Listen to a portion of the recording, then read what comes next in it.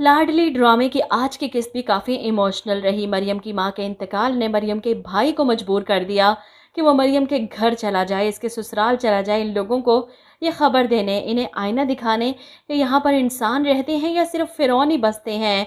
जिस तरह नाज़ो की असलियत वो घर वालों के सामने लेकर आया, और अभी भी कोई इसकी बात पर यकीन करने को तैयार नहीं होगा कि नाज़ो जानबूझ के लिए खबर क्यों छुपाएगी। हालांकि नाज़ो की माँ ये बात जान चुकी थी और नाज़ो पर गुस्सा भी करती हैं कि तुम्हें क्या ज़रूरत थी इतनी बड़ी बात छुपाने की, और हकीकत जानने के बाद भी वो अपनी बेटी का ही साथ देंगी जब वो अपने बाप और भाई के सामने डट जाती है कि जब तक भाभी का भाई आकर मुझसे माफ़ी नहीं मांगेगा तब तक मरियम भाभी इस घर में वापस नहीं आएंगी। और इस बात पर उमर फ़ौरन सर झुका लेता है, जैसा मेरी बहन कहती है वैसा ही होगा। इसहाक साहब मना करने की कोशिश भी करती हैं कि ऐसा नहीं होगा, मरियम इस घर की बेटी है, लेकिन नाज़ो अपने बाप से नाराज़ हो जाती है। आपको मेरी इज्जत की कोई परवाह नहीं। इस बार भी वो नाराज़गी दिखाकर अपनी बात मनवाने की पूरी कोशिश कर रही है।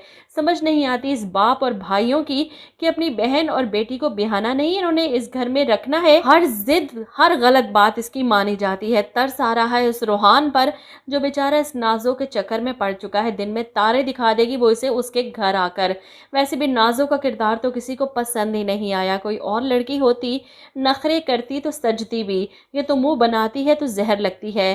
खैर ऐसा सिर्फ ड्रामों में होता है, किसी बहन को इतना सर पर चढ़ा दिया जाए कि इसके आगे ना माँ बाप को कुछ नजर आए और ना ही भाइयों को। ऐसा ही बेहिस भाई है इसका उमर, जो अपनी बहन की बात मानकर मरियम को फ़ोन करके धमकियां लगाता है कि तुम्हारी इस घर में वापसी सिर्फ एक शर्त रख रहा हूं मैं, मेरी बात कान खोलकर सुन लो। तुम इसी सूरत घर वापस आ सकती हो अगर तुम्हारा भाई आकर नाज़ो से माफ़ी मांगे, वरना पड़ी रहो अपने बाप के घर पर।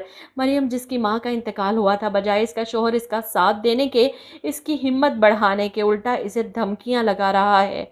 मरियम पर तो पहले ही क़यामत टूट पड़ी, ऊपर से उमर की बेफजूल शर्त कि आखिर मेरे भाई ने ऐसा क्या किया है, वो फटी पड़ती है। जिस पर उमर चिल्लाता है, क्या किया है?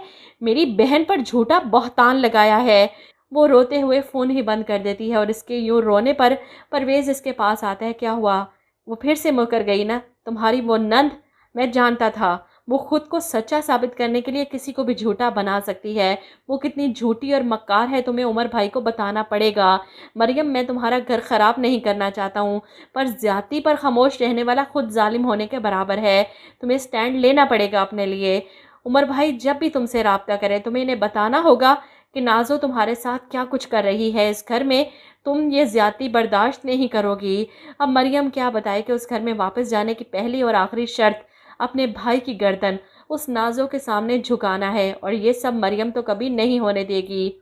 ऐसे में परवेज़ जब अपनी बहन की खातिर ये सब करने को भी तैयार हो जाएगा तो मरियम इसे रोकेगी कि इस तरह तो नाज़ो को और भी ज़्यादा शह मिल जाएगी, मुझे नीचा दिखाने की, मुझे जलील करने की। इसलिए अगर उमर को मेरी ज़रूरत होगी तो वो खुद ही मुझे लेने आएंगे, वरना नहीं। वैसे भी इसकी तबीयत काफ़ी ख़राब लग रही थी कुछ दिनों से, और चेकअप करवाने के बाद खुशखबरी का बताया जाएगा, जिसे सुनकर मरियम को तो खुशी होगी, लेकिन इसके बाबा इसी खुशी में अपने दोस्त को फ़ोन करके मुबारकबाद देंगे। मुबारक हो, दादा बनने वाले हो। और फिर तो इसहाक साहब नाज़ो की कोई बात नहीं चलने देंगे और उमर को हुक्म सुनाएंगे कि फ़ौरन बहू को घर वापस लेकर आओ। और इस बार उमर भी नाज़ो की शर्त को इग्नोर करके अपनी बीवी को लेने चला जाएगा। फिर इतनी बड़ी खुशखबरी जो देने वाली है वो, अब तो नाज़ो को और भी ज़्यादा नफ़रत हो जाएगी इस मरियम से, और वो कोशिश करेगी कि किसी तरह करके वो इस खुशी को गम में बदल दे।